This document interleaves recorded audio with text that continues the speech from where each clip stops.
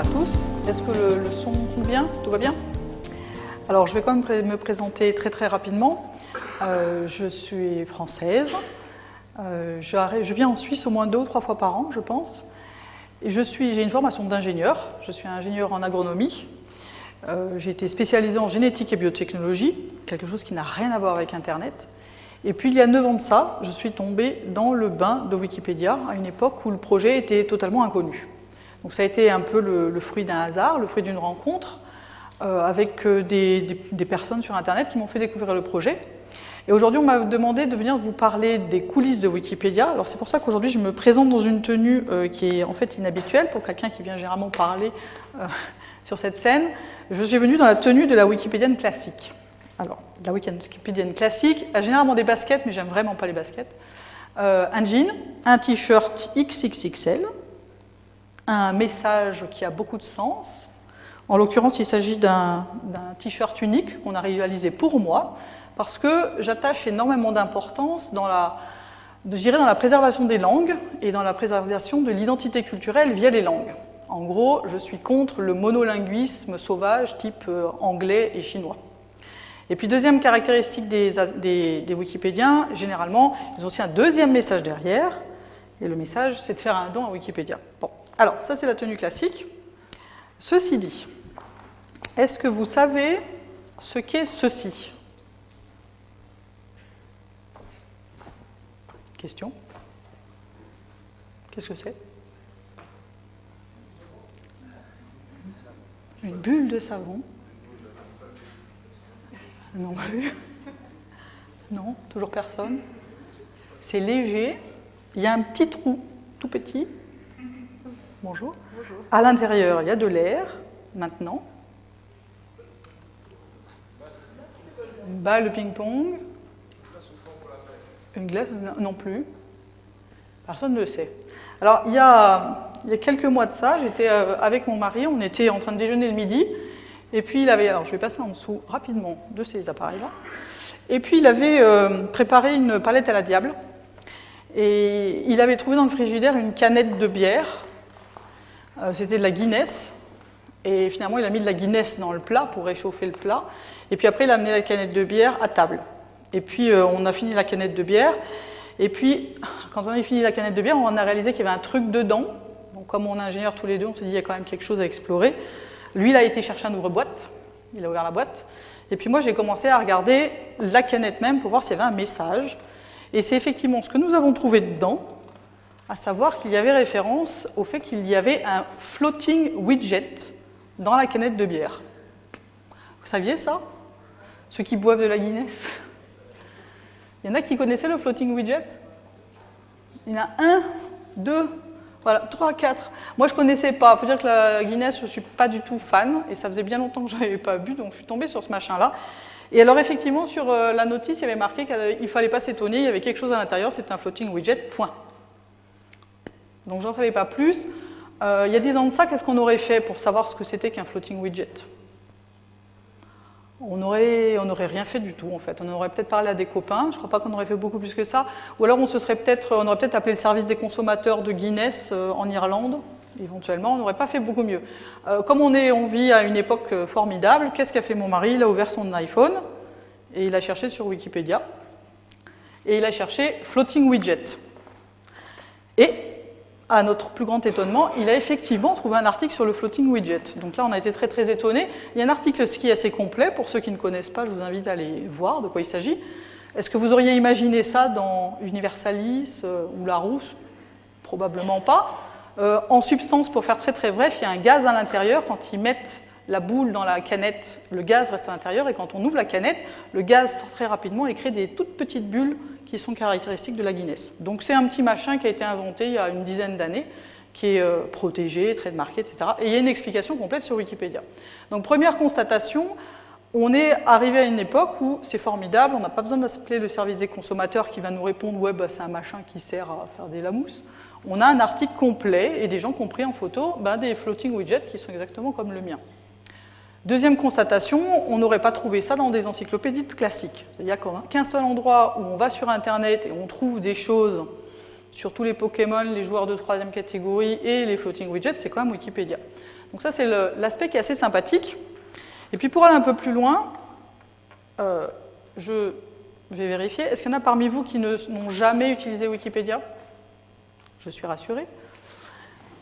Ça pourrait être le cas. Est-ce que vous savez quel est le pourcentage de la population qui utilise Wikipédia tous les mois en Suisse, à peu près?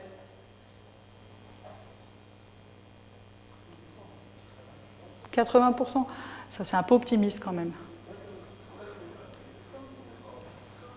On est dans les 40% à peu près. À peu près 40% de la population utilise Wikipédia au moins une fois par mois. Donc nous, on n'en est pas encore à 100%. Mais les 40%, c'est axé effectivement sur le web, c'est pas axé sur le téléphone portable, donc peut-être qu'on monte un petit peu. Alors, deuxième caractéristique, vous pouvez regarder les langues qui sont disponibles sur la gauche, parce que ça, après tout, c'est en anglais. Moi, j'ai de la chance, je parle anglais, mais ça n'est pas le cas de tout le monde. Et vous découvrez qu'il y a 4 langues, en fait. Il y a l'anglais, l'allemand, le polonais et le néerlandais. Ce sont probablement les peuples qui s'intéressent à la bière Guinness. Les autres, non.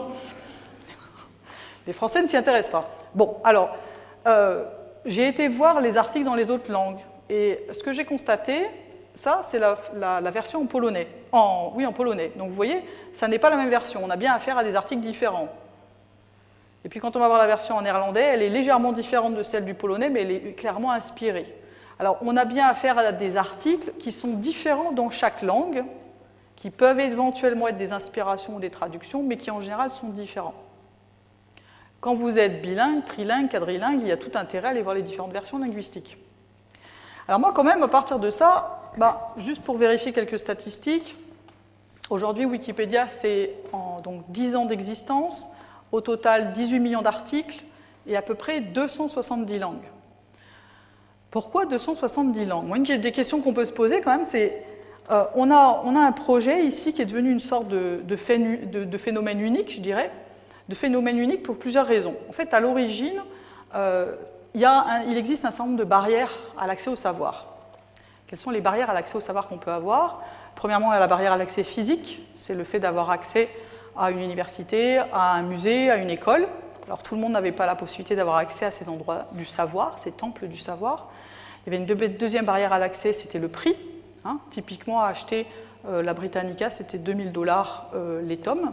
Donc c'était un petit peu difficile, c'était généralement acheté uniquement par le monde académique. Il y avait une troisième barrière qui était typiquement la censure. On avait certaines informations qui n'arrivaient pas jusqu'aux citoyens parce qu'il y avait une sorte de résistance gouvernementale. Il y avait une quatrième barrière qui était la barrière culturelle, à savoir que nous, en tant qu'utilisateurs francophones, qu'est-ce qu'on consommait comme encyclopédie? Le Larousse, l'Universalis. Qui utilise Larousse? Ou qui utilisait Larousse? Qui utilisait Universalis? Qui utilisait Microsoft Encarta? Bon, beaucoup ici, encore quelques-uns. Donc on avait quelques sources, mais toutes ces sources, elles étaient produites exclusivement par quelques experts qui habitaient typiquement en France ou au Canada ou en Suisse, mais disons dans un nombre de pays extrêmement restreint et qui donc effectivement allaient vous parler de la culture plus ou moins de votre pays ou des pays européens ou nord-américains. Donc on avait un accès à une information qui était restreinte par rapport à qui écrivait cette information. Et puis quatrième limitation pour laquelle nous avons énormément de chance, c'est l'accès à la langue, puisque en français il existe énormément de ressources écrites en français dans des livres, dans des films, dans des enregistrements et sur Internet, mais par contre il y a énormément de langues pour lesquelles il n'existe tout simplement pas de ressources. Est-ce que vous connaissez par exemple des ressources en Yoruba? Le Yoruba, c'est une langue africaine.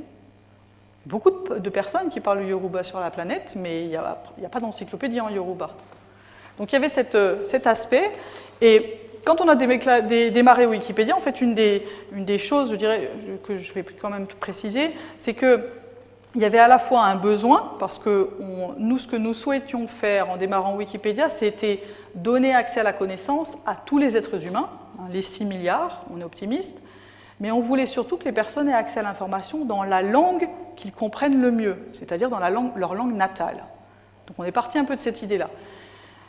La deuxième chose, c'est qu'on avait d'une part non seulement une demande d'accès à l'information, mais aussi quand on va sur Internet, un des gros problèmes qu'on a aujourd'hui, c'est que quand on fait une recherche sur Google, on tombe, je ne sais pas moi, une recherche sur le mot Genève, On tombe sur une telle quantité d'informations qu'on est incapable d'arriver à trouver la bonne information qui nous intéresse, celle qui est pertinente, celle qui est exhaustive, celle qui est neutre, qui n'essaye pas un peu de nous manipuler, celle qui soit écrite d'une manière claire et compréhensible. Donc il y avait toute cette problématique littéralement de filtrage de l'information. Donc nous on a essayé de travailler là-dessus. Deuxième problématique d'accès, c'est l'interface. Quand vous consultez Wikipédia, vous le regardez dans quelle langue en termes d'interface? En anglais, en français, en allemand, en italien? Combien en anglais? Combien en français? Bien. Combien en italien? Il en reste. Combien en allemand? Il y en a quand même quelques-uns. Combien en yoruba? Bravo! Je vais vous recruter parce qu'on a du boulot à faire. Hein. Alors, voilà, une des problématiques qu'on avait, on s'est dit, finalement, on a une interface que vous pouvez voir là en français, et puis vous avez aussi une interface en hébreu. Bon. Toujours en hébreu. Moi, je ne comprends pas de quoi il s'agit. Et là, est-ce que vous comprenez? C'est en chinois, je crois. Et puis là, c'est carrément mon ordinateur qui ne comprend plus. En fait, il n'est pas capable d'interpréter les caractères. Est-ce que vous saviez qu'il n'y a même pas 10 ans de ça, la plupart des caractères hors de nos caractères classiques n'étaient pas codés sur Internet? C'est-à-dire qu'il n'était, non seulement il n'était pas possible d'avoir des ressources en Yoruba, par exemple, mais il n'existait même pas les caractères permettant d'écrire en Yoruba. Il n'y avait rien. Donc à un moment donné, nous, on a commencé à travailler sur ces interfaces. Et puis, on trouve, si on regarde un petit peu, si on farfouille dans Wikipédia, on trouve des encyclopédies dans des langues dont vous n'aviez probablement jamais entendu parler. Qui est-ce qui connaît l'Ido? Même pas l'un d'entre vous? Qui est-ce qui connaît l'interlingua? Qui est-ce qui connaît l'espéranto? Wow, alors là, je suis super impressionnée, hein, parce qu'en France, personne ne connaît non plus. Donc bref, on trouve un certain nombre d'encyclopédies dans des langues dites construites. C'est quand même une drôle d'idée, parce qu'il n'y a quand même pas beaucoup de personnes qui parlent les langues construites, mais bon. Et puis il y a quand même une question, c'est finalement pourquoi est-ce qu'on ne trouverait pas aussi une encyclopédie en Klingon? Pour ceux qui ne connaissent pas, Star Trek, il existe aussi, voilà, cette langue existe également. Et en fait, à partir de là, on peut se poser toutes sortes de questions. Et moi, ce dont j'avais envie de vous parler aujourd'hui, pour vous parler de l'intérieur, c'est vous de parler de cette optique, simplement de cette approche de langage, cette problématique du langage. Pourquoi est-ce que nous avons choisi à ce que chaque article soit créé indépendamment de l'anglais? Pourquoi est-ce qu'on n'a pas pris la solution de simplement écrire en anglais exclusivement, par exemple? Ça aurait été plus simple en termes d'efficacité, on écrivait en anglais et puis on n'avait pas beaucoup de travail à faire. Pourquoi ne pas avoir choisi exclusivement l'anglais? Deuxième question, à partir du moment où on a choisi d'autres langues, pourquoi est-ce qu'on a pris l'optique de dire chaque langue doit être indépendante, doit être créée par elle-même et ne doit pas être une traduction de l'anglais? Honnêtement, ça aurait été quand même plus simple de faire des traductions de l'anglais. On aurait peut-être gagné un peu de temps et d'énergie. Pourquoi est-ce qu'on a choisi certaines langues et pas d'autres? Pourquoi est-ce qu'on n'a pas décidé de faire uniquement de l'anglais, de l'allemand, de l'italien et puis de se contenter de ça? Pourquoi est-ce qu'on a rajouté de l'ido, de l'espéranto, du yoruba? Pourquoi est-ce qu'on a pris cette décision? Et pourquoi celle-là? Pourquoi est-ce qu'on n'a pas choisi le klingon? Vous avez vérifié qu'il y avait un klingon? Il y en a eu un à un moment donné. Et puis comment est-ce qu'on s'assure littéralement de l'homogénéité qui existe entre une langue, par exemple le français, l'allemand? Tout à l'heure, vous avez vu pour mon floating widget, j'avais une similarité d'apparence entre le polonais et le néerlandais. Hein, on était très très similaires en apparence. Comment est-ce qu'on assure cette similarité? Est-ce que par exemple les règles qui existent entre toutes les versions linguistiques sont les mêmes? Est-ce qu'on fonctionne de la même façon? Est-ce qu'on doit respecter les mêmes règles d'une version à une autre? Et puis, si j'avais une question supplémentaire, c'est qui est-ce qui définit les règles?